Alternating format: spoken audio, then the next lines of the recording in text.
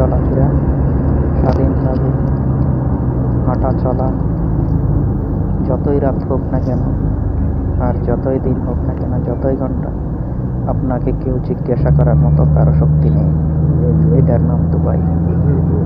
নাই কোনো চুরি, নাই কোনো ডাকাতি, নাই কোনো হাইজাকারি। এমন একটা দেশ, নিরাপত্তার 1 নাম্বার দুবাই।